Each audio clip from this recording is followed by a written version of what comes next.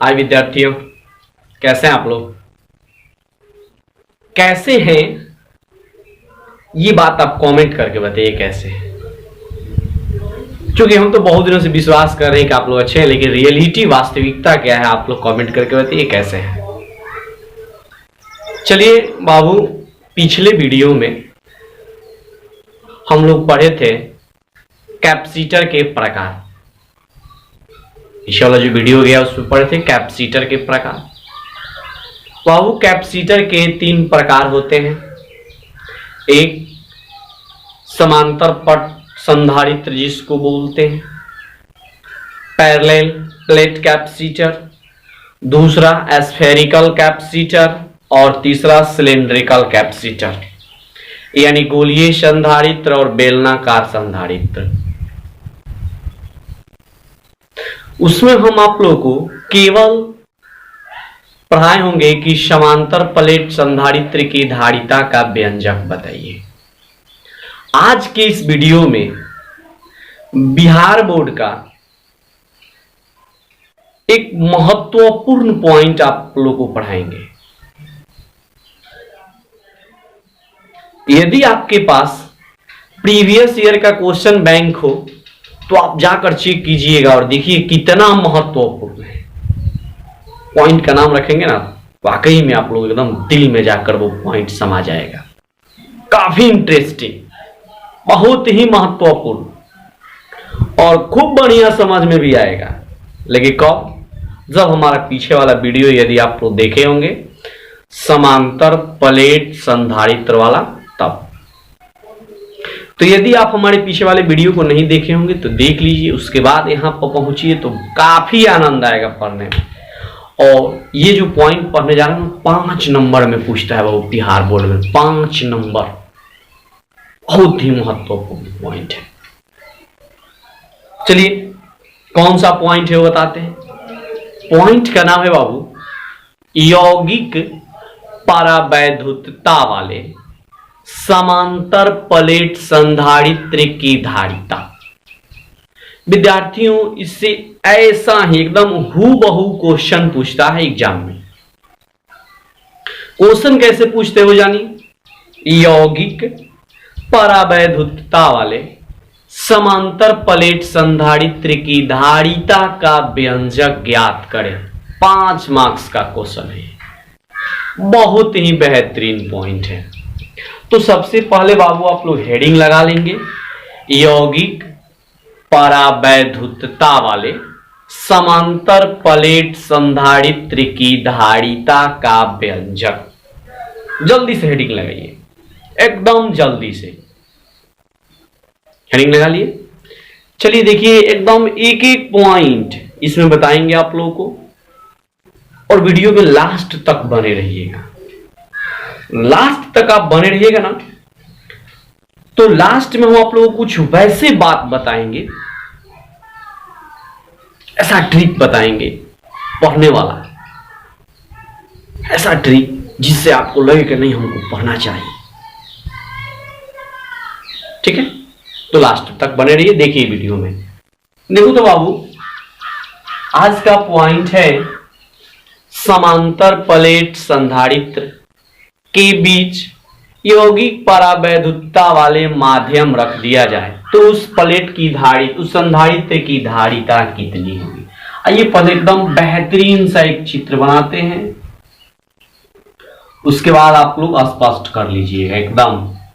चलो लोग ध्यान दो, ये हो गए 2 प्लेट, ऐसे 2 प्लेट, ये 2 प्लेट है, 2 प्लेट ऐसे रखें। एक का नाम रख लेते हैं बाबू x और दूसरे का y। x और y 2 प्लेट है। इन प्लेटों के बीच अलग अलग परावैद्युतांक वाला माध्यम भरा है। 3 माध्यम भर लेते हैं, 3 गो अलग अलग माध्यम तीनों में रखेंगे।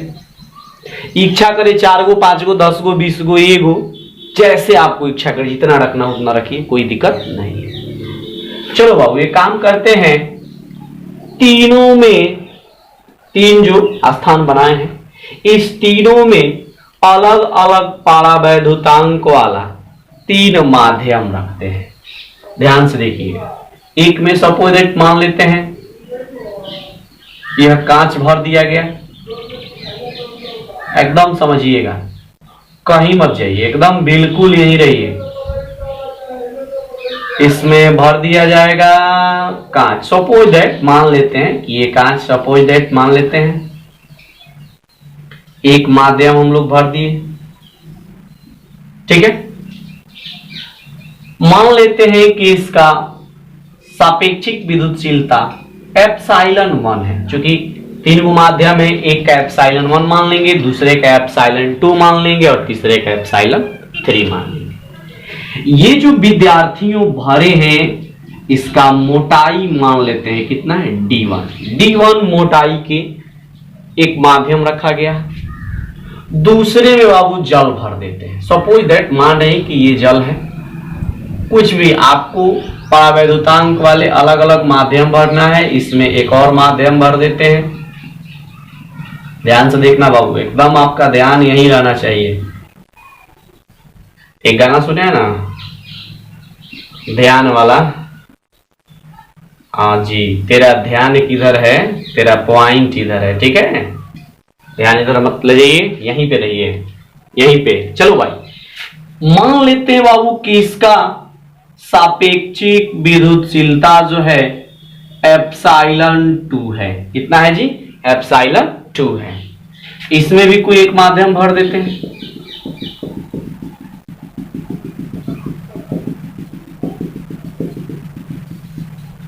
चलो जी, माध्यम भर दिए, ये रहा, भरा गया, भर दिए। इसका विद्युतशीलता एप्सिलॉन 3 लेते हैं। चलिए, एक जो है इसका मोटाई D1, दूसरे का मोटाई D2 और तीसरे का मोटाई D3, ठीक है।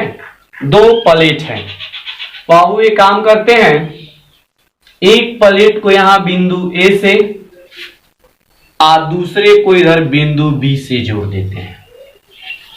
समांतर प्लेट संधारित्र के बारे में जानते हैं कि पहले प्लेट को जब धनावेश देंगे तो दूसरी प्लेट पर प्रेरण विधि द्वारा अंदर वाले सतह पर ऋणावेश तथा बाहर वाले सतह पर धनावेश उत्पन्न होता है, और इसको यदि हम लोग भूमि से जोड़ दें तो धनावेश भूमि में चला जाएगा, सो इस पर केवल ऋणावेश और इस पर केवल धनावेश बचेगा।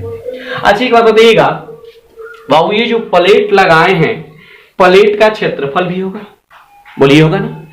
आज जहां क्षेत्रफल का बात आएगा, अगर यदि आवेश घनत्व क्षेत्रफल से संबंधित निकालना हो तो हम लोग पढ़े होंगे पृष्ठीय आवेश घनत्व, याद है, जिसको सिग्मा से इंडिकेट किया जाता है।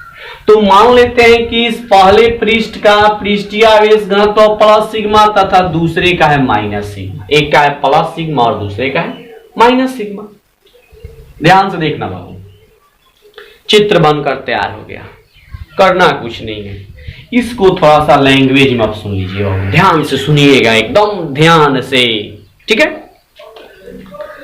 माना कि x तथा y, माना कि x तथा y दो समतल, माना कि x तथा y दो समतल समानांतर प्लेट है, जिसके बीच एप्सिलॉन 1, एप्सिलॉन 2, एप्सिलॉन 3 सापेक्षिक विद्युतशीलता वाले D1, D2 तथा D3 मोटाई का, D1, D2 तथा D3 मोटाई का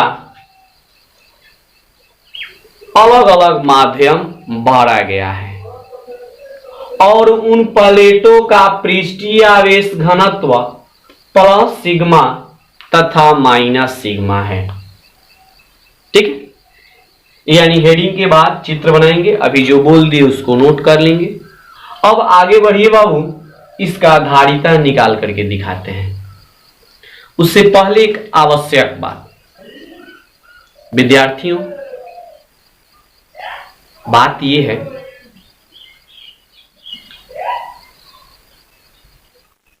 कि दुनिया में आगे बढ़ने के लिए आपका मेहनत ही काम आएगा। इस बात को विशेष रूप से ध्यान दीजिएगा। दुनिया में आगे बढ़ने के लिए आपका मेहनत ही रंग लाएगा। और दुनिया में बाबू आगे वहीं बढ़ते हैं जो अपने मेहनत पे भरोसा रखते हैं, जो किसी भी कार्य को अपने दम पर करने की क्षमता रखते हैं।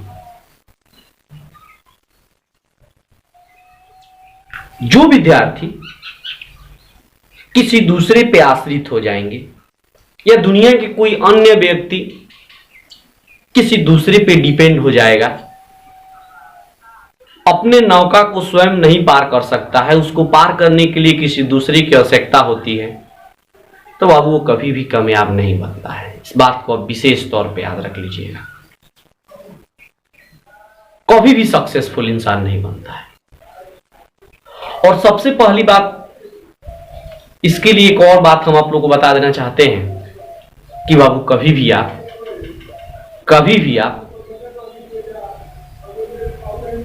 मेहनत करेंगे और अपने आप पे विश्वास करेंगे, अपने आप पे भरोसा करेंगे, तो आप बिल्कुल आगे जाइएगा। अन्यथा जिंदगी में कभी भी दूसरे पे विश्वास करके आप आगे नहीं जा सकते, एकदम बिल्कुल नहीं जा सकते हैं आप आगे। दूसरे पे विश्वास करके और दूसरे के कार्य पर डिपेंड करके आप आगे नहीं जा सकते हैं। और सबसे बड़ी बात हम आप लोग को ये बता देना चाहते हैं कि जो भी सक्सेसफुल इंसान होते हैं ना बाबू, वो स्वयं अपने कार्य को आगे बढ़ाते हैं, किसी दूसरे पे डिपेंड नहीं होते हैं। यानी यदि आपको अच्छा बनना है, आपको कुछ अच्छा करना है, तो बाबू आप अच्छा स्वयं कीजिए, आना कि दूसरे पे आश्रित होकर के और सोचिएगा कि हम कुछ अच्छा काम कर ले, आगे बढ़ जाएं, तो ये संभव ही नहीं है। अपने आप पे विश्वास रखिए, बिलीव रखिए, आप जरूर आप अपने लक्ष्य को प्राप्त कीजिए। समय है आपके पास, तो उसका उपयोग कीजिए, दुरुपयोग ना करें। और सबसे पहली बात कि आपके जितने भी हित मित्र दोस्त साथी हैं, यदि आपको अच्छा सुझाव देते हैं तो उनसे मित्रता है, उनसे हितैषी है, हर चीज है। लेकिन वो हित मित्र यदि आपको अच्छा सुझाव नहीं देता है तो बिल्कुल आप उनके बातों को ना माने। एग्जाम्पल देके बताते हैं। जैसे मानते हैं सपोज दैट कि आप कहीं पढ़ाई कर रहे हैं, पढ़ने के लिए बैठे हुए हैं, आपका दोस्त मित्र आया और बोला चलो भाई चलते हैं अब खेलने के लिए। तो मित्र रियलिटी में मित्र वो आपका नहीं है।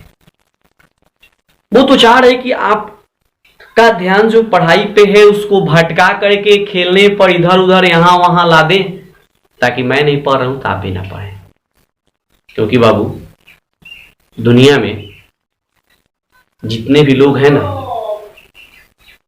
वो स्वयं के दुख से दुखी नहीं होते हैं। दुनिया में बहुत सारे ऐसे, माने कुछ तो हैं जो अच्छे हैं, लेकिन बहुत सारे ऐसे लोग मिलेंगे जो स्वयं के दुख से दुखी नहीं होते हैं, जो स्वयं के घर जलने से बर्बाद नहीं होते हैं, बल्कि यदि किसी दूसरे की खुशी हो जाए, किसी दूसरे का घर अच्छा खड़ा हो जाए, उससे वो ज्यादा बर्बाद होते हैं, उनसे वो ज्यादा दुखी होते हैं। यदि कोई खुश है, यानी कोई आपके वैसे हित मित्र होंगे जो चाहते होंगे कि मैं नहीं पढ़ रहा हूं तो ये भी ना पढ़े, तो वैसे मित्रता आप लोग ना करें, बिल्कुल ना करें। लाइफ में उस प्रकार की मित्रता की कोई जरूरत नहीं है। टू द पॉइंट आइए, हम लोग अपने पॉइंट पे चलते हैं। चित्र बना लिए, बोले थे लिख लीजिएगा। ध्यान देना बाबू, इस प्लेट एक्स और वाई के बीच तीन अलग अलग माध्यम रखे हैं। बाबू कल हम लोग जब आपको समानांतर प्लेट संधारित्र के धारिता ज्ञात किए थे तो याद कीजिएगा बाबू पिछले वीडियो में कि ये आपको जरूर बताया गया होगा कि इस पर प्लस क्यू आवेश और इस पर माइनस क्यू आवेश जब अंत में बचता है तो इस धन आवेश से विद्युतीय बल रेखा उत्सर्जित होती है और इन आवेश की ओर समाप्त हो जाती है, अर्थात समरूप विद्युतीय क्षेत्र का निर्माण होता है। कहने का मतलब है कि इस प्लेट से इस प्लेट के बीच विद्युतीय क्षेत्र का निर्माण हो। जब इनके बीच विद्युतीय क्षेत्र का निर्माण होगा तो उसका तीव्रता ज्ञात कर सकते हैं। तो हम लोग निकालेंगे दोनों प्लेटों के बीच विद्युत क्षेत्र की तीव्रता। अब बाबू इन दोनों प्लेटों के बीच 3 गो माध्यम है तो बारी में से निकालना पड़ेगा, पहले माध्यम का, दूसरे माध्यम का, तीसरे माध्यम का। तो ध्यान से देखिएगा, बहुत ही महत्वपूर्ण पॉइंट है, इसको ध्यान से देखिएगा। निकालते हैं हम। अब आपका ध्यान यहां होना चाहिए। देखिए दोनों प्लेटों के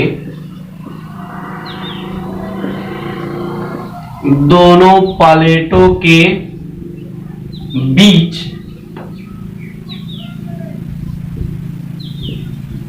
विद्युत क्षेत्र की तीव्रता,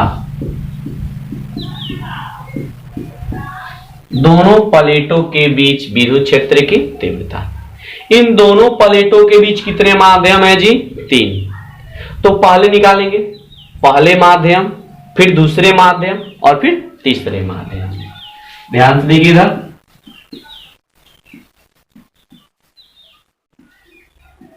पहले माध्यम में विद्युत क्षेत्र की तीव्रता को इसे सूचित करते, पहले माध्यम का है आता है, इसको E1 मान लेते हैं। और जानते हैं बाबू विद्युत क्षेत्र की तीव्रता का एक सिंपल फॉर्मूला कल भी आप लोग को बताए थे, सिग्मा बटा epsilon naught into epsilon r, epsilon naught into epsilon r, यही फॉर्मूला यूज करेंगे। E1 बराबर सिग्मा बटा एप्सिलॉन नॉट, जबकि पहले माध्यम के लिए विद्युतशीलता कितना है जी? एप्सिलॉन 1 है, एप्सिलॉन नॉट इंटू एप्सिलॉन 1। उसके बाद दूसरे माध्यम में निकालेंगे। देखो इधर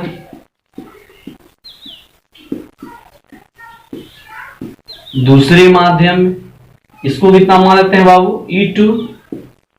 E2 बराबर फिर वैसे होगा सिग्मा बटा एप्सिलॉन नॉट इंटू एप्सिलॉन 2। ठीक है, ठीक ऐसा निकालेंगे तीसरे माध्यम में। देखिएगा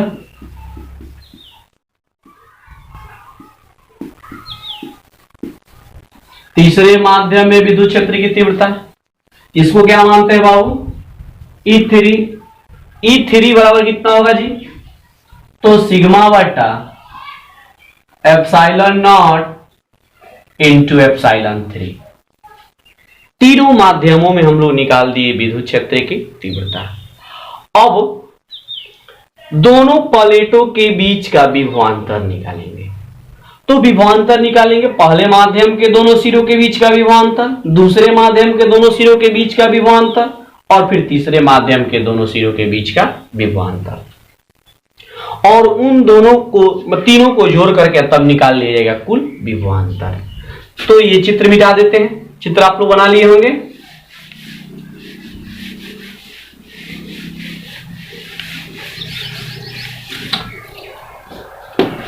देखिए पहले निकालते हैं।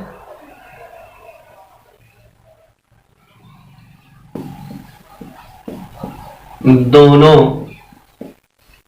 प्लेटों के बीच का विभवांतर, दोनों प्लेटों के बीच का विभवांतर। दोनों प्लेटों में 3 माध्यम है, तो पहले हम लोग निकालेंगे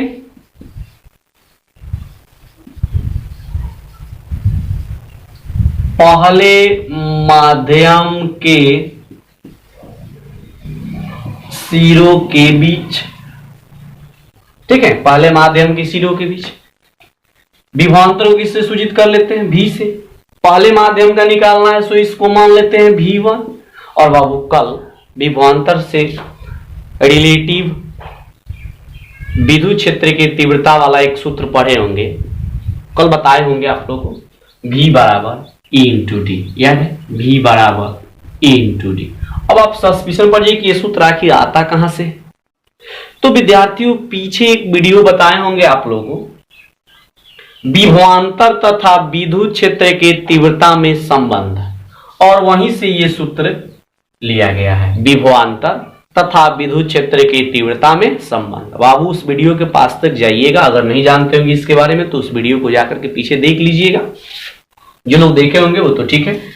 चलिए V1 बराबर, तो V1 बराबर विद्यार्थी हो जाएगा E1 इंटू, और देखिए ना चित्र में पहले माध्यम के बीच का दूरी कितना था D1, यानी E1 इंटू D1।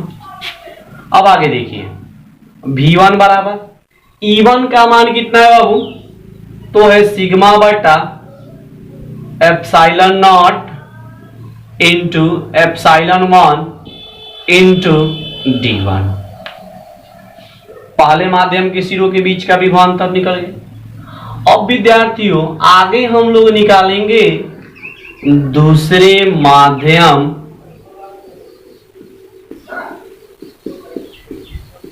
के सिरों के बीच, दूसरे माध्यम के सिरों के बीच, इसको कितना मान लेते हैं बाबू V2। V2 बराबर कितना होगा, तो E2 इंटू D2। कहने का मतलब यह है कि दूसरे माध्यम के सिरों के बीच का विभवांतर बराबर होगा दूसरे माध्यम में विद्युत क्षेत्र की तीव्रता इंटू दूसरे माध्यम के एक सिरा से दूसरे सिरा के बीच का दूरी। अब देखो बाबू V2 बराबर, यहां देखो तो E2 के मान निकाले हैं, उस मान को E2 के स्थान पर रख सकते हैं, यानी E2 के स्थान पर रखेंगे विद्यार्थी होती होगा सिग्मा बटा एप्सिलॉन नॉट एप्सिलॉन 2 और इंटू में D2, सिग्मा बटा epsilon naught into epsilon 2 into D2। ये निकल गया दूसरे माध्यम के सिरों के बीच का विभवांतर। अब निकालेंगे तीसरे माध्यम के सिरों के बीच का विभवांतर, ध्यान से देखिएगा यहां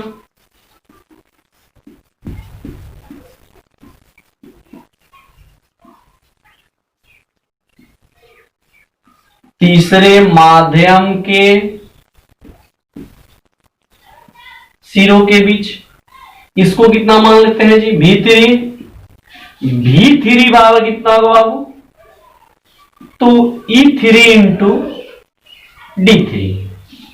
चलिए E3 के मान आपको पता है कितना है जी, सिग्मा बटा एप्सिलॉन नॉट इंटू एप्सिलॉन 3 आई इंटू में D3। ये किसका वैल्यू है बाबू, V3 का। अब चलिए ध्यान से देखिए तो सिरों के माध्यम के तीसरे माध्यम के सिरों के बीच विभवांतर निकल गया। हम लोग को निकालना क्या है जी, दोनों प्लेटों के बीच के विभवांतर। तो बाबू जो दोनों प्लेट है उसी के बीच न तीनों माध्यम है जी, तो तीनों के विभवांतर अलग अलग पता है, और यदि कुल विभवांतर निकालना हो तो आसानी से तीनों को जोड़ सकते हैं, यानी परिणामी विभवांतर V बराबर होगा V1 plus V2 plus V3, V1 plus V2 plus V3। तीनों को रख करके आसानी से हम लोग जोड़ देंगे। चलिए जोड़ते हैं। V बराबर V1 के मान कितना है बाबू, यह है सिग्मा बटा एप्सिलॉन नॉट इंटू एप्सिलॉन 1 आई, उसके बाद D1 प्लस V2 का मान है वो कितना है जी, सिग्मा बटा epsilon not epsilon 1 into D2, और V3 का भी मान है वहां सिग्मा बटा एप्सिलॉन 1 एप्सिलॉन 3 इंटू D3। अब देखिए तो बाबू तीनों को देखिएगा ना, तीनों में सिग्मा बटा एप्सिलॉन नॉट है। हम लोग के काम करते हैं, इसमें से सिग्मा बटा एप्सिलॉन नॉट को कॉमन ले लेते हैं। जब कॉमन लेंगे ना विद्यार्थियों तो इसमें बचेगा बाबू d1 बटा एप्सिलॉन 1 प्लस इसमें बचेगा d2 बटा एप्सिलॉन 2। यहां 1 मिस्टेक हो गया, 2 रहेगा, ठीक है।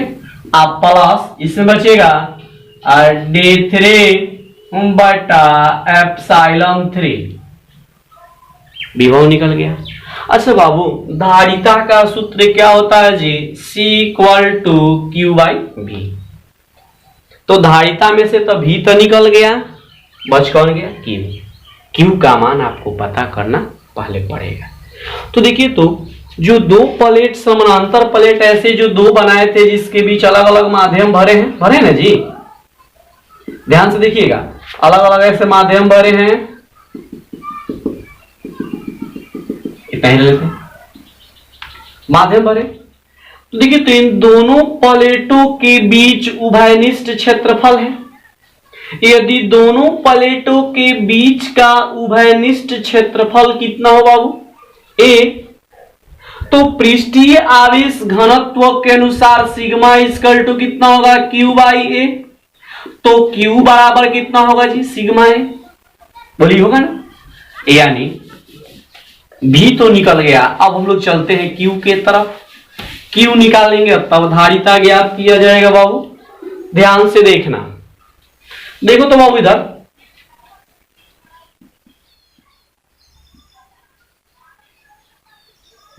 प्लेटों के बीच का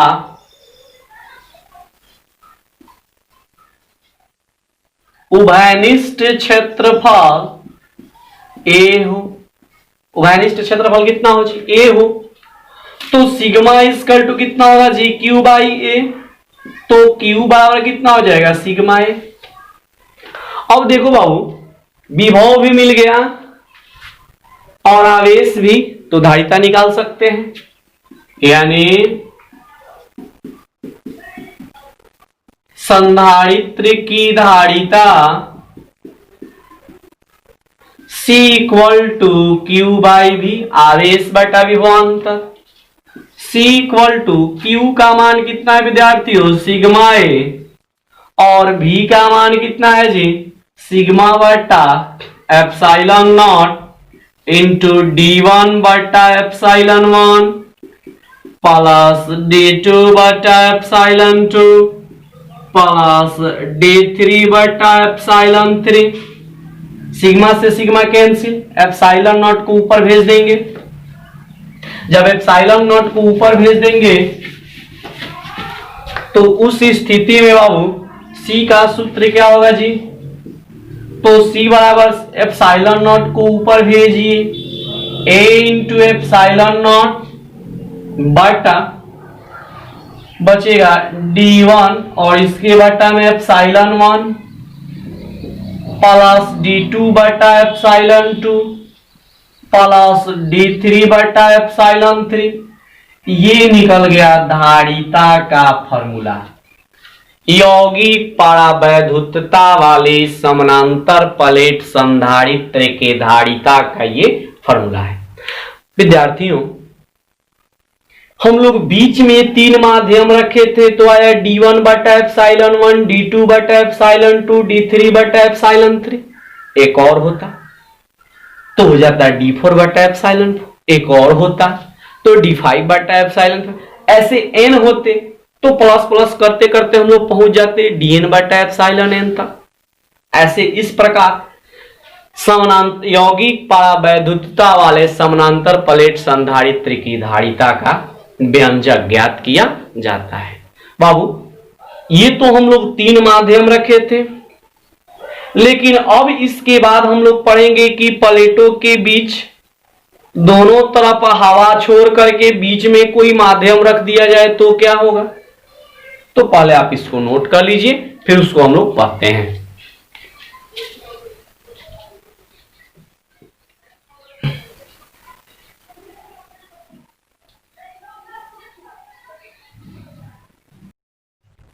चलिए बहुत, इसको नोट कर लिए।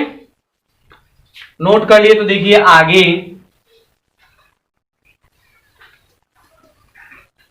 हम लोग पीछे जो चित्र बनाए थे इसमें 3 माध्यम रखे थे, लेकिन अब जो चित्र बना रहे हैं इसमें प्लेटों के बीच एक ही माध्यम रखा जाएगा, ज्यादा नहीं, एक ही। मान लेते हैं कि यह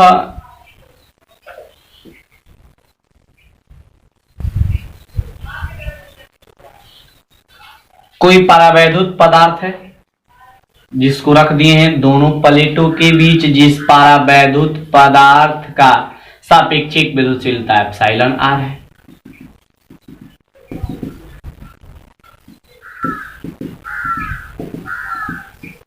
परावैद्युत पदार्थ रखे हैं। सपोज दैट मान लेते हैं कि दोनों प्लेटों के बीच का कुल डिस्टेंस d है। ये 2 प्लेट है संधारित्र के, एक ए है और एक ये बिंदु बी से जुड़ा है। दोनों का नाम रख लेते हैं x और y। चित्र तो बना दिए हैं, लेकिन पहले हेडिंग लगा लीजिए। इसका हेडिंग ये होगा कि समांतर प्लेट संधारित्र के बीच, समांतर प्लेट संधारित्र के बीच अल्प दूरी में परावैद्युत पदार्थ हो, यानी अल्प डिस्टेंस में परावैद्युत पदार्थ हो, बाकी खाली है। तो बाकी खाली है तो मान लेते सपोज दैट बाकी में क्या है जी, हवा है। अच्छा, अब एक बात बताइए बाबू कि यदि इस परावैद्युत पदार्थ का मोटाई t है तो बाकी जो बच गया उसका मोटाई कितना होगा। सपोज दैट यदि ये बाकी वायु ही है, बाकी हवा ही है, तो उसका मोटाई कितना होगा। तो ध्यान से देखिएगा, टोटल दूरी कितना है जी, d, और d में से किसको हटा देंगे, t को, तो ये निकल जाएगा किसका बाबू, वायु का मोटाई। किसका मोटाई जी, वायु के। इधर और ये इधर वाले भाग का जो डिस्टेंस बच गए, ये और ये उन मिल गया, कितना मिल गया जी, d माइनस टी। अब चलिए सूत्र तो पहले से जानते ही हैं। देखो बाबू सूत्र क्या है जी, C equal to A into epsilon naught बटा D1 बटा एप्सिलॉन 1 प्लस D2 बटा एप्सिलॉन 2 प्लस D3 बटा एप्सिलॉन 3।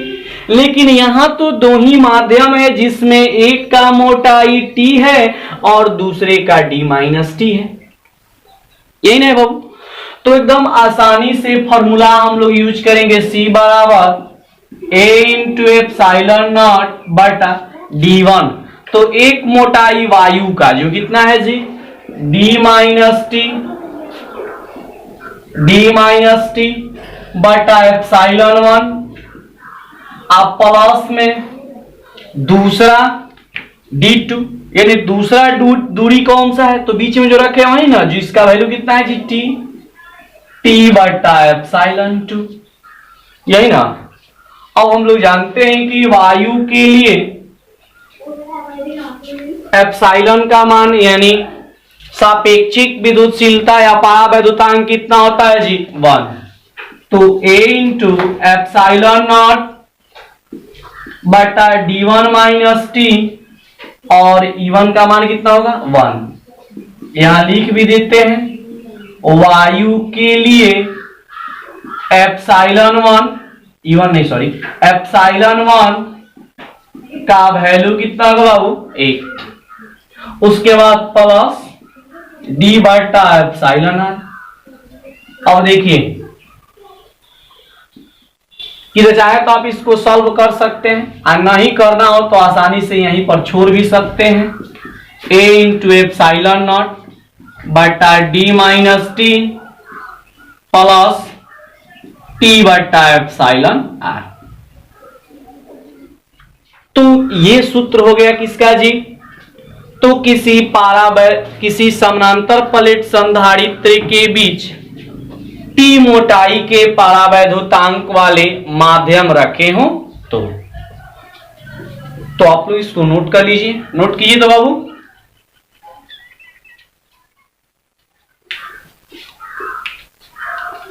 नोट कीजिए, फिर एक बार समझा देते हैं। नोट कर, हाँ एक बात और, पहले आप हेडिंग डालेंगे, हेडिंग में क्या डालेंगे कि समानांतर प्लेट संधारित्र के बीच आंशिक रूप से या अल्प रूप से कोई पारावैद्युत पदार्थ हो। हेडिंग क्या होगा इसके लिए, समानांतर प्लेट संधारित्र के बीच आंशिक रूप से कोई पारावैद्युत पदार्थ हो। हेडिंग डालने के बाद समानांतर प्लेट संधारित्र बनाए जिसके दो प्लेट है एक्स और वाई, जिसमें ए जो है एक प्लेट बिंदु ए से और दूसरा प्लेट बिंदु बी से जुड़ा है, बिंदु बी जो है भूमि से जुड़ा है। अब आइए लैंग्वेज में कैसे लिखेंगे, तो माना कि एक्स वाई दो समतल समानांतर प्लेट है जिसके बीच का दूरी d है, ठीक है। इसके बीच p मोटाई और एप्सिलॉन r सापेक्षिक विद्युतशीलता वाले कोई पारावैद्युत पदार्थ रखा गया है, अतः वायु का मोटाई d-t होगा। विद्यार्थियों, इस सिचुएशन के लिए धारिता का हम लोग सूत्र जानते हैं, C = A × एप्सिलॉन नॉट बटा d1 बटा एप्सिलॉन 1 प्लस d2 बटा एप्सिलॉन 2 प्लस d3 बटा एप्सिलॉन 3। यही फॉर्मूला यूज कर लिए, A × एप्सिलॉन नॉट बटा d1। तो इसमें दो माध्यम है, एक तो बच गया जो रखने के बाद खाली है, वो क्या है बाबू, वायु। उसका मोटाई कितना हो, तो टोटल d है, d में से घटा लिए t को d-t, तो d1 के स्थान पर रख लिए d-t एप्सिलॉन 1 प्लस और उसके बाद दूसरे माध्यम, तो दूसरा जो रखे हुए हैं ना जिसका मोटाई कितना है t, यानी d2 का मान रख लेंगे t अब बटा एप्सिलॉन 2। अब आगे बढ़ते हैं, वायु के लिए एप्सिलॉन 1 का मान कितना होगा जी 1, चूंकि बाकी वायु है, खाली स्थान है ना जी, तो इसके लिए परावैद्युतांक कितना हो जाएगा 1।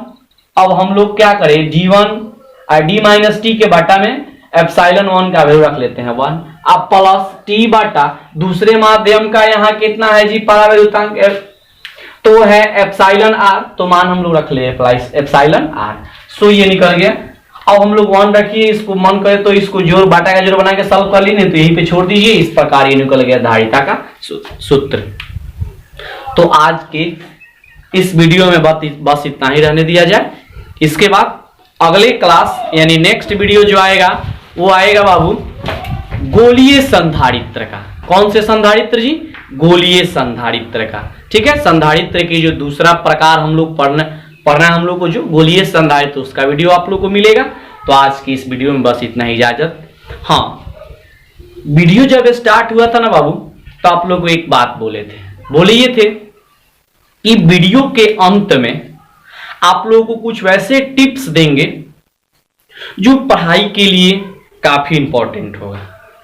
चलिए कुछ तरीका बताते हैं कैसे आप स्टडी करेंगे इस माहौल में जहां सारी कोचिंग संस्था, सारी कॉलेज, स्कूल बंद है। आप कैसे स्टडी करेंगे, तो बाबू स्टडी के तो एक सबसे बेस्ट तरीका हम लोग के पास है ऑनलाइन। जो भी शिक्षक, जहां भी आप कोचिंग संस्था का लगभग सभी लोग ऑनलाइन क्लास चला रहे हैं। ऑनलाइन देखिए, क्लास देखिए और उसके बाद आप उसका असाइनमेंट बनाइए, घर पर तैयारी कीजिए, उसको पढ़िए एकदम सही ढंग से। अब कुछ लोग के साथ ऐसा समस्या होगा कि सर हम ऑनलाइन देखते भी हैं फिर भी कुछ प्रॉब्लम, कुछ तो जरूर होता है, समस्या उत्पन्न होती है, तो हम क्या करें। तो बाबू आपके लिए एक बेहतरीन तरीका है। पहला चीज कि आप जो भी ऑनलाइन क्लास देख रहे हैं, क्लास देखिए, उसको सही से समझिए, समझ करके उसका नोट्स बनाइए और नोट्स बनाने के बाद आप उसमें चेक कीजिए कि कौन कौन वैसे पॉइंट है जहां आपको डाउट है। माने कौन ऐसा बिंदु आया जो कहां से आ गया आपको समझ में नहीं आया। और उस डाउट को आप अपने नोट्स में जहां भी है वहां इंडिकेट कर लीजिए, हाइलाइटर से हाईलाइट कर दीजिए या फिर उसको घेर करके पिक ले लीजिए उसका फोटो और ले करके हमारे व्हाट्सएप पर या जो भी शिक्षक हैं जहां आप पढ़ते हैं, जो भी शिक्षक हैं उनसे कॉल कर लीजिए। वीडियो कॉल हो, वीडियो कॉल संभव है तो वीडियो कॉल कीजिए या व्हाट्सएप से आप उनसे कांटेक्ट कीजिए और कोशिश कीजिए समझने का।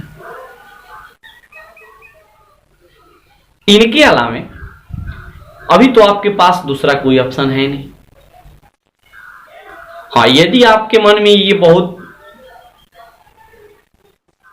बातें, माने आपके मन में बहुत सारी बातें घूमती होगी कि क्या किया जाए, नहीं समझ में आ रहा है, छोड़िए क्या करें, कैसे पढ़ें ना पढ़ें, तो उसके लिए एक वीडियो हम आप लोगों को, मोटिवेशन वीडियो आप लोगों को बनाएंगे आपके लिए। कैसे आप स्टडी करें, इस लॉकडाउन में कैसे पढ़ें, पढ़ने का तरीका क्या है, किस प्रकार से पढ़ें, घर पे पढ़ें, कैसे आप नोट्स बनाएं, असाइनमेंट बनाएं, कैसे उसको तैयार करें, कैसे क्वेश्चन आंसर याद करें, याद करने के बाद कौन ऐसा काम करे कि वो क्वेश्चन आंसर जो है आपको बोर्ड तक लगभग याद रहे। उसके लिए एक मोटिवेशन वीडियो हम आप लोगों को देंगे बहुत जल्द, उसको आप बिल्कुल देखिएगा। देखने के बाद आप फुल्ली चार्ज हो जाइएगा, एकदम एनर्जेटिक महसूस कीजिएगा अपने आप को। तो आज की इस वीडियो में इतना ही, फिर हम लोग मिलेंगे अगले वीडियो में नेक्स्ट डे। दीजिए इजाजत, धन्यवाद।